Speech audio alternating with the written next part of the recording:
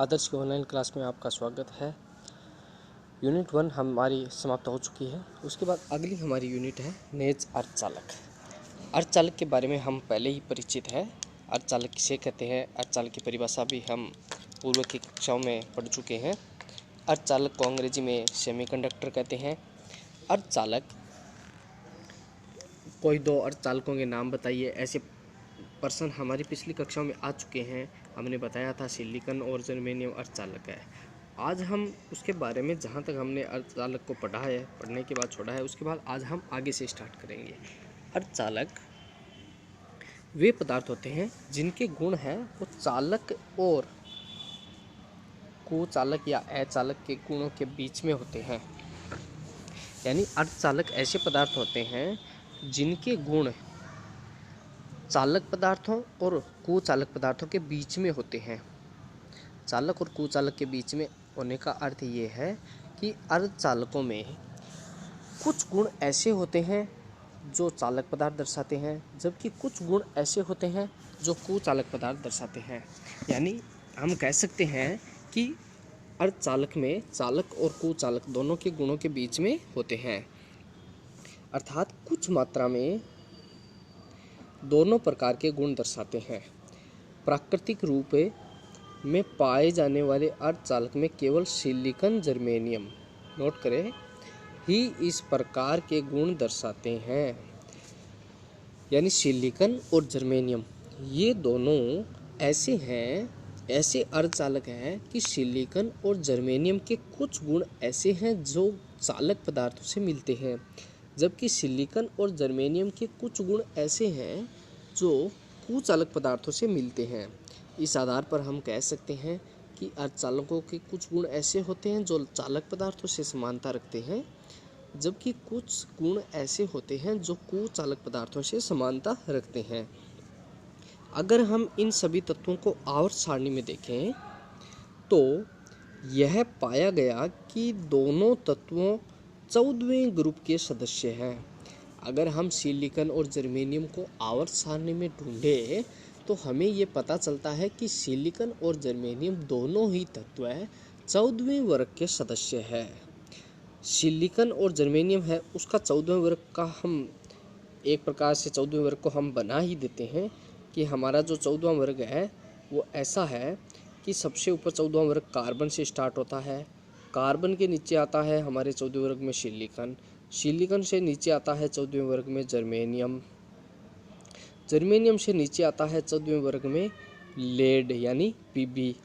और लेड के नीचे 14वें वर्ग में आता है एंटीमनी यानी एसबी। इस प्रकार हमारा 14वां वर्ग चलता है। कार्बन, सिलिकॉन, जर्मेनियम, लेड और एंटीमनी। देखिए सिलिकॉन के ऊपर है ना वो क्या है, कार्बन है, और जर्मेनियम के नीचे क्या है, लेड पीबी है। आवर्त सारणी को हम देख सकते हैं जो कुचालक व चालक के मध्य गुण दर्शाते हैं। कार्बन और लेड दोनों किस किस के गुण दर्शाते हैं? कार्बन और लेड दोनों किस किस प्रकार के गुण दर्शाते हैं? वो क्रमशः कुचालक और चालक के गुण दर्शाते हैं। इनकी बाह्य कक्षा का इलेक्ट्रॉनिक विन्यास S2P2 होता है। आप 14वें वर्ग के सदस्यों का इलेक्ट्रॉनिक विन्यास जानते हैं। 14वें वर्ग के जो तत्व हैं उन तत्वों की संयोजकता कोष में यानी बाह्यतम कोष में 4 इलेक्ट्रॉन होते हैं और इनका बाह्य कक्षा का इलेक्ट्रॉनिक विन्यास होता है S2P2। आप ये इलेक्ट्रॉनिक विन्यास देखेंगे तो आपको ये पता चलेगा कि S2P2 इनके बाह्यतम कक्षा का इलेक्ट्रॉनिक विन्यास है। इसमें बाह्यतम कोष में 4 इलेक्ट्रॉन है। तो अगर इस प्रकार के ये जो अर्धचालक होते हैं इनको या तो हम 4 इलेक्ट्रॉन दे दें, हमारे पास से 4 इलेक्ट्रॉन दे दें तो भी इनका अष्टक पूर्ण हो जाता है। और अगर सिलिकॉन या जर्मेनियम 4 इलेक्ट्रॉन का त्याग कर दे तो भी इनका अष्टक क्या हो जाता है, पूरा हो जाता है। यानी इसकी दोनों की 50-50% संभावना है, इलेक्ट्रॉन को त्यागने की और इलेक्ट्रॉन को ग्रहण करने की। अगर ये इलेक्ट्रॉन को त्याग करे या इलेक्ट्रॉन को ग्रहण करे, दोनों ही स्थितियों में इनका अष्टक क्या हो जाता है, पूरा हो जाता है। दोनों ही स्थितियों में इनका अष्टक पूर्ण हो जाता है।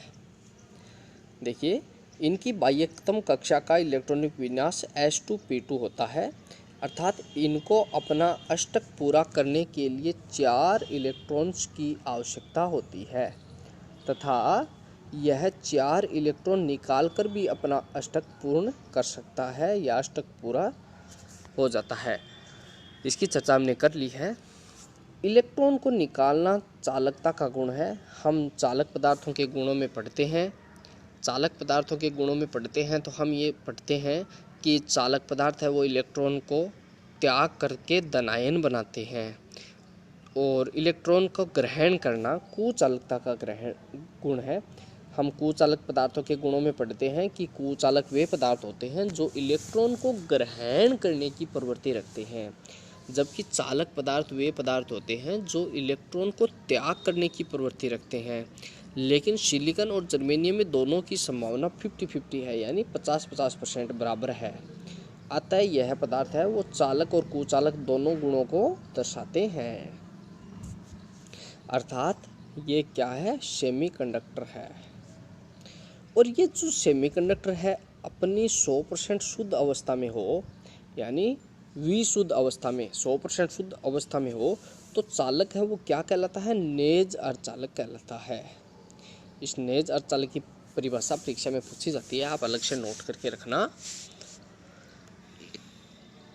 जब अर्धचालक है वो अपनी 100% शुद्ध अवस्था में होता है तो उस स्थिति में अर्धचालक को हम नेज अर्धचालक कहते हैं।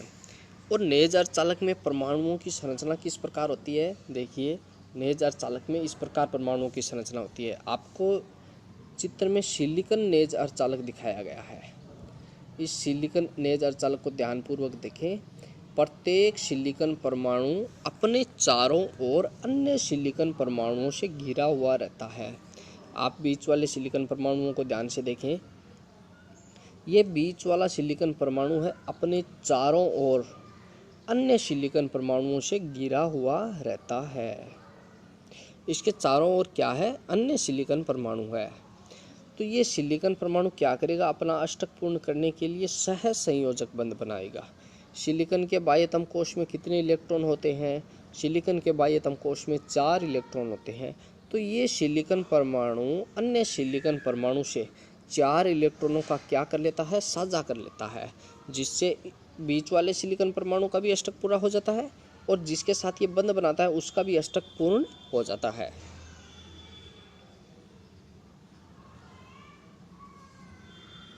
देखिए, प्रत्येक सिलिकॉन परमाणु है वो अपने चारों ओर दूसरे 4 सिलिकॉन परमाणुओं से घिरा हुआ रहता है। जैसा कि चित्र में दिखाया गया है, परम शून्य ताप पर यानी 0 केल्विन पर, परम शून्य ताप के आपके यहाँ पे ब्रैकेट में आप नोट्स बनाते समय लिख लेना 0 केल्विन। परम शून्य ताप के आगे ब्रैकेट में आपको नोट करना है 0 केल्विन पर यह परमाणु, कौन सा परमाणु, सिलिकॉन परमाणु, समीप के सिलिकॉन परमाणु के साथ सहज संयोजी बंध बनाकर अपना अष्टक पूर्ण करता है। यानी ये जो बीच वाला सिलिकॉन परमाणु है वो अन्य परमाणुओं के साथ कैसा बंध बनाता है, इलेक्ट्रॉनों का आदान प्रदान करके अपना अष्टक पूर्ण करता है। इस कारण हम ये कहेंगे जो ऐसा बंध जो इलेक्ट्रॉनों के आदान प्रदान करने से बनता है उस बंध को हम कहते हैं सहज संयोजक बंध। और बीच वाला परमाणु जिस प्रकार अपना अष्टक पूर्ण करता है उसी प्रकार अन्य परमाणु भी अपना क्या कर लेते हैं, अष्टक पूर्ण कर लेते हैं। अर्थात परम शून्य ताप पर पदार्थ का कोई भी इलेक्ट्रॉन है वो स्वतंत्र नहीं है, अतः पदार्थ है वो शून्य चालकता को दर्शाएगा, यानी उसकी कोई चालकता नहीं होगी। आप छोटा प्रश्न के लिए नोट करें कि ऐसे कौन से पदार्थ है जो 0 केल्विन ताप पर कुचालक पदार्थों की भांति व्यवहार करते हैं। शून्य चालकता से अर्थ क्या है, कुचालक पदार्थ। कुचालक पदार्थों की चालकता भी शून्य चालकता होती है। अब देखिए ये अर्धचालक तो होते हैं लेकिन जीरो केल्विन पर या परम शून्य ताप पर ये अर्धचालक है वो कुचालक पदार्थों की भांति व्यवहार करते हैं। और जैसे जैसे इनका ताप बढ़ाया जाता है तो ये पदार्थ है वो चालक पदार्थों की भांति व्यवहार करते हैं। ताप बढ़ाने से क्या होगा, ऊष्मीय ऊर्जा से कुछ बंध टूटने लग जाते हैं, यानी जो साजा बनाता है वो क्या हो जाता है, टूट जाता है। और बंध टूटने से क्या है कि इलेक्ट्रॉन मुक्त होते हैं और ये इलेक्ट्रॉन है वो संयोजी बैंड से चालन बैंड में आ जाते हैं। भाई संयोजकता कोश में 4 इलेक्ट्रॉन होते हैं, जो ही बंध टूटेगा तो वो इलेक्ट्रॉन कहाँ जाएंगे, वो इलेक्ट्रॉन संयोजी बैंड से चालन बैंड में आ जाएंगे और चालकता बैंड में उसका स्थान रिक्त रह जाता है और यह रिक्त स्थान है वो एक धनावेशित कण की भांति व्यवहार करता है, जिसे हम छिद्र या प्रचलित नाम HOLE होल कहते हैं। होल सामान्यतः कैसे होते हैं, होल होते हैं धनावेशित कण, इलेक्ट्रॉन होते हैं ऋणावेशित कण। नेज अर्धचालक में इलेक्ट्रॉन्स और होल्स की संख्या समान होती है, यानी नेज अर्धचालक में जितनी संख्या में इलेक्ट्रॉन्स होते हैं उतनी ही संख्या में क्या होते हैं, होल्स होते हैं। अगर हम ये मान ले कि n इलेक्ट्रॉन्स का संख्या घनत्व है और p होल्स का संख्या घनत्व है, तो नेज अर्धचालक में नंबर ऑफ इलेक्ट्रॉन्स बराबर नंबर ऑफ होल्स Ni बराबर Pi होगा, ये समीकरण सत्य होगा।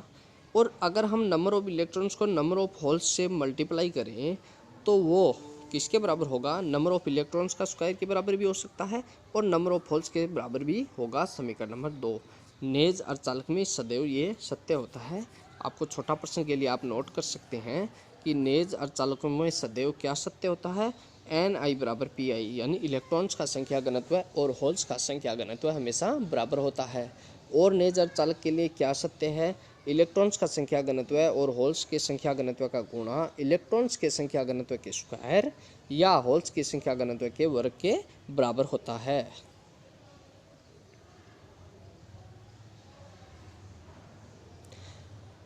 अब नेज अर्धचालक पढ़ने के बाद हम अपद्रव्य अर्धचालक भी पढ़ेंगे, लेकिन उससे पहले बीच में हमारा एक थोड़ा सा छोटा टॉपिक लगता है बैंडों का निर्माण, फॉर्मेशन ऑफ बैंड्स। हिंदी में मैं यहाँ पे लिख देता हूँ, आप नोट कर लेना।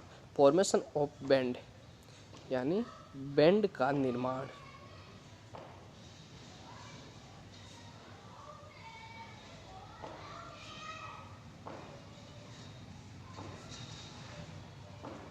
बैंड से तात्पर्य है हमारा ऊर्जा बैंड से, जो होते हैं ना संयोजकता बैंड और चालन बैंड, उनका निर्माण।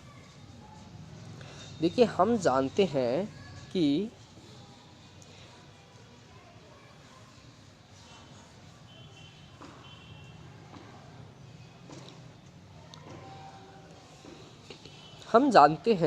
अर्धचालक है उसका इलेक्ट्रॉनिक विन्यास होता है S2P2 होता है, क्योंकि अर्धचालक 14वें वर्ग के सदस्य है और 14वें वर्ग के सदस्यों का इलेक्ट्रॉनिक विन्यास होता है S2P2, यानी इनकी 4 कक्षाएं भरी होती है और 4 कक्षाएं खाली होती है।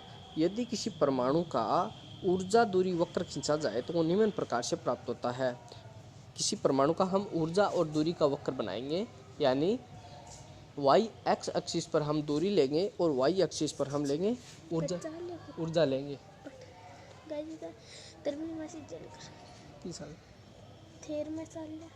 अब अभी नहीं सर पड़ेगा चाल है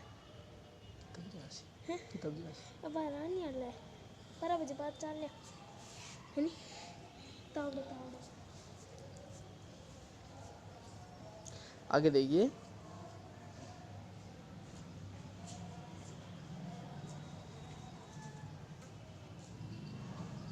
ये देखिए ऊर्जा दूरी वक्र आपको चित्र 1 में दिखाया गया है। कोई भी परमाणु है उस परमाणु का ऊर्जा दूरी वक्र है, यानी जैसे जैसे इसकी दूरी बढ़ रही है वैसे वैसे देखिए ये ऊर्जा का मान भी बढ़ रहा है। सबसे पहले 1s कक्षक है, उसके बाद 2s कक्षक है, उसके बाद 3p कक्षक है और उसके बाद में 3s कक्षक है। 3s कक्षक की ऊर्जा 3p कक्षक से ज़्यादा है और 3p कक्षक की ऊर्जा 2s से ज़्यादा है और 2s कक्षक की ऊर्जा 1s से ज़्यादा है। हम जानते हैं कि पदार्थ एक अणु के रूप में नहीं पाया जाता, वास्तव में वह 3 विमीय आकार में मिलता है। यदि बहुत सारे परमाणुओं को एक रेखीय रूप में जमाया जाए तो दी गई दूरी के ऊर्जा वक्र वो निम्न रूप में परिवर्तित हो जाता है। ये उपरोक्त वक्र है वो निम्न रूप में परिवर्तित हो जाता है। किसके लिए? अगर हम बहुत सारे परमाणुओं को एक निश्चित दूरी के रूप में हम जमाया जाए तो ये इस प्रकार में बदल जाता है। इसमें जो ये सेंटर बिंदु दिखाए गए हैं, ये सेंटर बिंदु क्या है? ये जिस तत्व का हम ऊर्जा दूरी वक्र खींच रहे हैं उसके नाभिक। अब देखिए, इस वक्र से ये स्पष्ट है कि बाह्य कक्षा के इलेक्ट्रॉन के अतिव्यापन के फलस्वरूप नए ऊर्जा स्तरों का निर्माण होता है।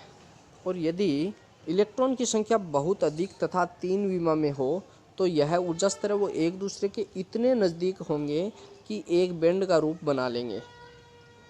भरी हुई ऊर्जा स्तर है वो संयोजी बैंड का निर्माण करेंगे, और जबकि खाली ऊर्जा स्तर वो हमेशा चालन बैंड का निर्माण करती है।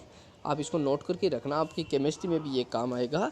हमेशा भरे हुए ऊर्जा स्तर है वो संयोजी बैंड का निर्माण करते हैं, और खाली ऊर्जा स्तर है वो चालन बैंड का निर्माण करते हैं। और 3 विमीय पदार्थ के लिए ऊर्जा दूरी वक्र है वो किस प्रकार हमें प्राप्त होता है? 3 विमीय के लिए ये ऐसा हमें ऊर्जा दूरी वक्र प्राप्त होता है। एक्स एक्सिस पर दूरी है और वाई एक्सिस पर ऊर्जा है। ये ऊर्जा दूरी वक्र है, और दोनों में संयोजी बैंड और चालन बैंड के बीच में जो अंतराल है उसको हम कहते हैं वर्जित ऊर्जा अंतराल। छोटा प्रश्न आप नोट कर सकते हैं, वर्जित ऊर्जा अंतराल किसे कहते हैं? तो आप उत्तर देंगे संयोजी बैंड और चालन बैंड के बीच में ऊर्जा अंतराल को वर्जित ऊर्जा अंतराल कहते हैं। या हम ऐसे भी कह सकते हैं संयोजी बैंड और चालन बैंड के मध्य अंतराल वर्जित ऊर्जा अंतराल कहलाता है। और वर्जित ऊर्जा अंतराल को हम डेल्टा ई जी से रिप्रेजेंट करते हैं। अब आइए महत्वपूर्ण टॉपिक वर्जित ऊर्जा अंतराल का मान देखिए चालक, कुचालक और अर्धचालक पदार्थों में। हम वर्जित ऊर्जा अंतराल के आधार पर है ना अर्धचालक, चालक और कुचालक पदार्थों में अंतर भी कर सकते हैं। यानी वर्जित ऊर्जा अंतराल का मान अगर हमें किसी पदार्थ के लिए पता हो तो उसके आधार पर हम ये बता सकते हैं कि हमें दिया गया पदार्थ है वो चालक है या कुचालक है या अर्धचालक है। सबसे पहले देखिए, कुचालक पदार्थों में वर्जित ऊर्जा अंतराल का मान 5 इलेक्ट्रॉन वोल्ट से ज़्यादा होता है। आपको ऐसे प्रश्न पूछा जा सकता है कि आपके पास 3 पदार्थ है, जिनमें से पहले पदार्थ का वर्जित ऊर्जा अंतराल 6 इलेक्ट्रॉन वोल्ट है, दूसरे पदार्थ का वर्जित ऊर्जा अंतराल है वो 0.9 इलेक्ट्रॉन वोल्ट है, और तीसरे पदार्थ का वर्जित ऊर्जा अंतराल है वो 0 है। तो तीनों प्रकार के पदार्थ है उनका वर्गीकरण कीजिए। तो देखिए, जिसका वर्जित ऊर्जा अंतराल 6 है वो पदार्थ होगा कुचालक पदार्थ, क्योंकि कुचालक पदार्थ में वर्जित ऊर्जा अंतराल का मान 5 इलेक्ट्रॉन वोल्ट से ज़्यादा होता है। अब ये देखिए, दूसरे पदार्थ का वर्जित ऊर्जा अंतराल है 0.9 लगभग 1 के आसपास होता है। यानी वर्जित ऊर्जा अंतराल 1 के आसपास होने का तात्पर्य ये है कि ये क्या है? अर्धचालक है। तीसरे पदार्थ का वर्जित ऊर्जा अंतराल 0 है, यानी चालक पदार्थों में वर्जित ऊर्जा अंतराल कितना होता है? 0 होता है।